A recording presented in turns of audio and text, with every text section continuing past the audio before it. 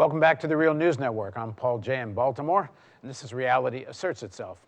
In the next few days, President Obama is apparently going to announce new regulations, perhaps limiting the way the NSA collects everybody's phone records. Now joining us to talk about what they think President Obama should be saying are two men that have been in the midst of this debate. First of all, joining us in the studio is Chris Hedges. He's a Pulitzer Prize-winning journalist, a senior fellow at the Nation Institute, an author of many best-selling books, including Days of Destruction, Days of Revolt, and he writes a regular column for Truthdig. And also joining us is William Binney. He was the former technical director of the World Geopolitical and Military Analysis Reporting Group and a senior NSA crypto mathematician. Boy, I got a lot of words to say to introduce you, William. Crypto mathematician, I like saying that. I got to say that a few times. At the NSA, he worked there for over 3 decades until he retired after 9/11 as the agency began to implement domestic spying programs that he says are unconstitutional. He's also a whistleblower, having disclosed information to the Defense Department in 2002 about corruption, waste, fraud, and abuse in the agency related to the use of data collection and analysis program called Trailblazer, and he continues to be an outspoken critic of the NSA. Thank you both for joining us. Thank you. So, William, we're framing this discussion from what you might think President Obama should say and or do, and perhaps it's coming in the next few days. I also know both you and Chris are going to be soon debating at the Oxford Union Debatings, and you're going to be debating something more or less whether Edward Snowden is a hero or not. But it seems to me maybe the debate more should be, are the people that authorized all this legislation criminals or not? And can President Obama, and this is a bit of a softball question, I know, I promise later I will give these guys a bit of a hard time, but how do you have a new policy if there isn't accountability for a policy that even a federal judge says was unconstitutional? Well, that's exactly right. I mean, I blame all of the mess we're in terms of data collection on U.S. citizens and violations of the Constitution directly on Jerry Ford for pardoning Nixon. When he pardoned Nixon, what that told every president is that he had a get-out-of-jail-free card no matter what he did, and that was the next president. So that meant it could only get worse from there.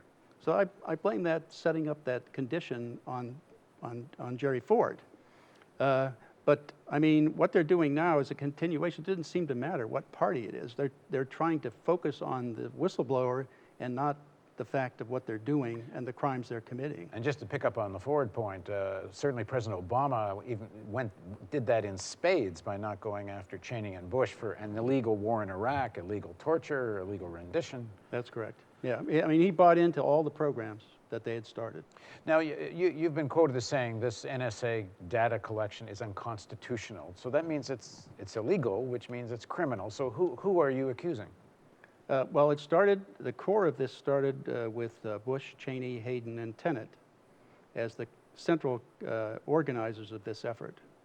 And that was kind of kept very confined. They called it a covert program, which meant that they basically what they wanted to do was to limit knowledge of it by Congress and the courts, because they didn't want any interference in what they were doing. So in order to do that, the only thing they could do against Congress is to call it a covert program, which meant they could limit knowledge of it in Congress to the Gang of 8, which meant the ranking member and chairs of the House and Senate Intelligence Committee, and the majority and minority leaders of the House and Senate. So that made the Gang of 8. Now, I'm sure their argument would be if this had gone public, if there had been any transparency to this process, there would have been such public outcry, they wouldn't have been able to do it, and that would have jeopardized national security. That's exactly, well, it wouldn't jeopardize national security. I'm saying that would be their argument. That may be their argument, but they actually tried to do that with Admiral Poindexter in 2002 and 3, where he was trying to get a program called Total Information Awareness going. That was, again, the idea of collecting all the information they could about individuals inside this country and around the world, which is exactly what they'd already started doing in October of 2001. So that TIA program was already started, and all they were doing was testing the water to see how the reaction would be in the rest of Congress who didn't know about it, and around the country to see what kind of reaction they would get to it. And of course, they got a violent reaction and they terminated the TIA program. But it was already running, and they kept it going after that, internally in NSA. So that full spectrum dominance some people have used on data and communication essentially was in place and wasn't really taken apart in any way. That's correct. And that's illegal. Yes. So you're talking I mean, it's unconstitutional. It's getting into the affairs of every citizen in the United States. Under the Fourth Amendment, we have the right to not be spied on in terms of our papers or our affairs. Our emails and phone calls are our affairs. Chris, the same question, and again, this is a bit of a softball because I know you're going to agree with my underlying assumption, but in much the same way, if you're going to have a new foreign policy, which we wound up not having, but if there had been one, President Obama, one would have had to hold Bush Cheney accountable for what was illegal and unconstitutional, and instead more or less carried on those policies. Isn't it the same thing here? Doesn't he have to actually start from the point of view of it really accepting the criminality of what's going on? Well, but he's complicit. I mean, let's be clear. Obama has, in essence, or the Democratic Party, codified the illegalities that were put into place and perpetuated by the Bush-Cheney administration, whether that is warrantless wiretapping, whether that is the preemptive war policy, which under Nuremberg, post-Nuremberg laws is a criminal war of aggression. It's a crime, invading Iraq and Afghanistan. I mean, legally, we have no right even to debate the terms of the occupation. So I think what's been so sobering and maybe even frightening about the Obama administration is that we are seeing where real power lies. And it lies within the military intelligence community, the security surveillance state, which no leader, for whatever reason, cynicism or complicity or opportunism, is going to defy, whether it is Obama or whether it is Bush. And what we're watching, and what we have watched throughout the Obama administration, is a kind of inversion of the rule of law, where criminal activity is sanctified and protected by the rewriting of laws, especially after 9/11, where our most basic and fundamental civil rights have been sacrificed by court after court on the altar of national security. And so we can't just talk about the crimes of Bush or the crimes of Cheney, but we have to talk about the crimes of Obama. And this discussion, I know you're headed to this debate, and I think it's a good thing you're doing it, but this framing in all the media, everywhere, Snowden, hero or traitor, it's all a debate about Snowden, and frankly, Snowden isn't the issue here. Right. In fact, the Snowden discussion is distracting from the debate should be what to do about the criminals who did all of this. Well, that's what the power elite does really well, is they frame the discussion. And we're debating Admiral Dennis Blair, the former director of national intelligence, P.J. Crowley from the State Department, and that is what they will attempt to do, is divert attention from the massive crimes of state, the utter obliteration of our right to privacy. You cannot talk about being free when all of your correspondence is captured and stored. You are monitored and all of your movements are recorded. Freedom at that point does not exist. And I speak as a reporter who covered the Stasi state in East Germany. This being, of course, something that even the Stasi apparatus could only dream of. The danger is that when states accrue to themselves this kind of power, to essentially to obliterate privacy and have a window into the most personal affairs of every citizen, then at a moment when the state feels threatened, at the flick of a switch, the state becomes totalitarian. And there are numerous historical examples that illustrate this. One of the best being the 1953 uprisings that took place in East Germany when the communist dictatorship realized how unpopular they were, how fragile their hold on power was, and it created this monster, the Stasi internal security apparatus, where in a country of 17 million people, you had an estimated 2 million informants and over 100,000 full-time Stasi employees, which meant that for every 166 East German citizens there was a Stasi agent assigned to watch over them. And these bureaucracies, these security bureaucracies, without any kind of check, evolve into almost, it's like a Jari play or Ionesco, where they're infiltrating stamp groups, as they were in East Germany, of retirees. I'm not making that up, because they have to perpetuate themselves. And that's where we are. And I think what's so frightening is that it is clear after Obama's administration that no one in the centers of power are going to step in, whether it's Nancy Pelosi or anyone else, to protect us. That either we as a citizenry, and I think it's interesting that the Germans have grasped the danger of this kind of wholesale surveillance, because they have in recent memory both the experience of the SS and the Stasi, and understand how precarious such wholesale systems of surveillance are to basic democratic freedoms. But we are sitting passively, and the notion that Obama and this sort of kangaroo administrative review board is going to do anything substantial. What they'll do is cosmetic. It's up to us. And if we don't act now, then in a moment of unrest, in a moment of instability, we will be bound and shackled instantly. And William, it's not even just about when there's this moment of unrest. The sort of application of this NSA intelligence in terms of daily life is already happening. We were talking off camera, and you called this Hoover on steroids, and that's about the way Hoover had files on so many people and blackmailed them with the information. But also, you raised the issue of how NSA is now passing information on to the FBI to make criminal cases where, in theory, they should have had a warrant. Yes, that's correct. I've known for quite some time that the FBI had direct access to these databases that NSA was creating from all their collection in terms of phones and emails. I didn't know how they were using it exactly, because I didn't have any insight or knowledge about that. But it was recently published in a Dutch newspaper how the Drug Enforcement Agency had created a separate division, a special operations division, to look into the NSA data, to find information about citizens that were involved in drugs or other kinds of criminal activity, and then use that evidence to point state and local police to them to arrest them. And then once they get them arrested, they had rules on how to manage this data. They weren't to tell the police who made the arrest, or the courts, or the lawyers defending or prosecuting, or the judges.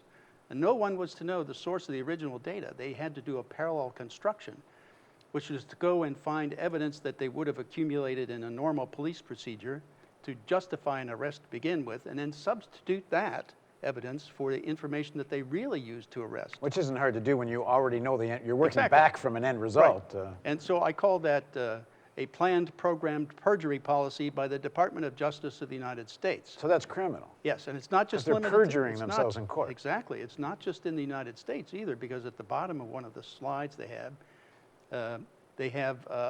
not supposed to tell collaborating foreign partners about it either, which means they're passing this information to other police agencies in other countries to arrest people. What you've done is create an omnipotent police force. Yes. And Hannah Arendt writes about this in her book, Origins of Totalitarianism, vis-a-vis the stateless people who fled, as she did, Nazi Germany, and had no status as citizens. And that the stateless, like those who are captured, primarily, of course, African-American poor people of color in the war of drugs, already experience this omnipotent police force, where there are pretext stops, where their doors can be kicked down, where they have no real legal protection. They may see a public defender, they're stacked with charges, draconian sentences that see them for nonviolent crimes. Half of the 2.2 million people in our prison system are. But the danger is that when you create these omnipotent police forces that have the ability to essentially subvert the traditional rule of law, then as societies break down, whether that's through climate change, whether that's through economic deterioration, the reconfiguration of our society into an oligarchic state where half of the country now lives in poverty or near poverty, when those people become restive, then those omnipotent police forces, which pull the kinds of tools that Bill just mentioned, immediately expand throughout the society. So we have the kind of the bacteria already in place, physically in place. We have the intelligence structure, the security and surveillance state that has obliterated any sense of privacy. And I think those two mechanisms should illustrate how incredibly precarious our situation is, how close we are coming to being a full-fledged totalitarian state, and how, in many ways, this is the last moment we, as a people who care about an open society, can do anything to resist if we put our faith in the traditional mechanisms of power, including the courts. Then we will essentially see what's left of our democracy snuffed out. It is incumbent upon us, as I think we have seen in Germany, to recognize how dangerous this moment is. Many of us suspected that this kind of wholesale surveillance was there, and I was part of Clapper, Amnesty International versus Clapper case that went to the Supreme Court, where the government lied, saying I and other plaintiffs had no credibility, because if we were being surveilled, the government would tell us. We now know, because of the Snowden leaks, that was an untruth. If we don't begin to react and build popular movements and acts of resistance and cry out, if we allow these cosmetic committees and politicians to deal with this, then we really are finished. Then it's over. William, you were on the inside for a long time. Is what Chris is describing sort of spontaneous processes within the intelligence agencies that are sort of out of control? Or is there someone, at Homeland Security or somewhere that actually is sitting down and saying, we need to build these instruments of an authoritarian state, because now or someday we may need them? Well, I don't think people in NSA looked at it that way. I mean, what they were looking at were problems they had to solve to deal with foreign threats or international crime or things like that were going on, illegal activities in the world. So they were looking at the communication systems that people were using to effectively achieve drug smuggling or terror acts and things like that, and it's trying to figure out how can we deal with this massive explosion in the digital world for communications. So the idea was there were technical issues that had to be addressed. So they were looking at more of solving that technical issue to try to address the true foreign intelligence charter that NSA had. Which is what you were involved with. Yes. And so, but the problem is that once you solve that, you also make a lot of other things technically possible. So that has to come down from a higher level as to how that technology then gets directed. That's exactly what happened. It came out of Dick Cheney's office to redirect this technology against the people of the United States and eventually the rest of the world. Actually, the Balkan collection actually started with U.S. citizens, and then it expanded to the citizens of the world. And just to refresh people who may not know William's story, the software that you had developed would actually find a way to go after legitimate sources of interest, but deliberately exclude the majority American citizens, and NSA and whoever above them gave the orders was not interested in that. Yes, the point was we developed the ability to see through all of the data that was passing by on the internet or any other, like tens of terabytes of data per minute. We could look through and see what's in it and selectively pull out what's important and relate it to issues that were of concern to NSA in terms of foreign threats. That capability was what we built to initially target the things that we were supposed to do, okay? And that was what was redirected to and opened up to use against everybody, because that capability would index and also compile and sort and manage automatically with software all of this information about individuals. I mean, we could even build timelines of a person's life automatically. It's all done by code. I'm sure if President Obama was here, and I'll try to speak for him because you guys won't, No. he would say, look, we're all reasonable people. None of us want this sort of extreme police state and intelligence gathering, and we're trying to do this just for the sake of national security. And if he had heard what Chris just said, he would say, Chris is exaggerating, he's being overdramatic. Is Chris being overdramatic? Is the moment as dangerous as he describes? Well, the fact of the matter is they're already using this data to arrest people inside this country and around the world. So that's a police state. That's already happening. I mean, and they've been spying on U.S. citizens, collecting, transcribing their phone calls. All you have to do is witness a testimony of David Murphy Falk and Adrian Kinney, who were 2 transcribers at Fort Gordon, Georgia, doing the transcription of U.S. citizens calling home and transcribing everything they said, as well as non-government organizations and U.S. people calling back in those organizations. They were transcribing that without a warrant. So that was already happening, and yet they profess today that they're not doing it. Well, they've been doing that all along. That even goes back to, I mean, since World War II, they had the Shamrock program, the Minaret program in NSA, paralleled by a COINTELPRO and FBI and Chaos program in CIA, doing the same kind of thing, looking at U.S. citizens and those who were against the war, for example, in Nixon's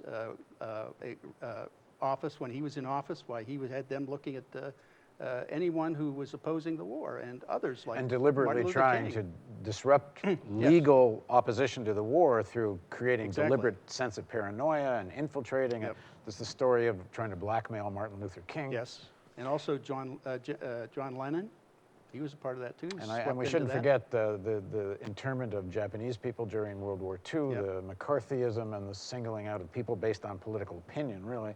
Yes. So there's a precedent for all this. Okay, thank you both. We're going to do part 2. So part 2, I'm going to actually ask the question I said I was going to ask at the beginning of part 1, which is what do these gentlemen think should be the policy in terms of security and what they think President Obama should say, although I'm sure neither of them think he will. So join us for the continuation of this interview on Reality Asserts Itself on the Real News Network.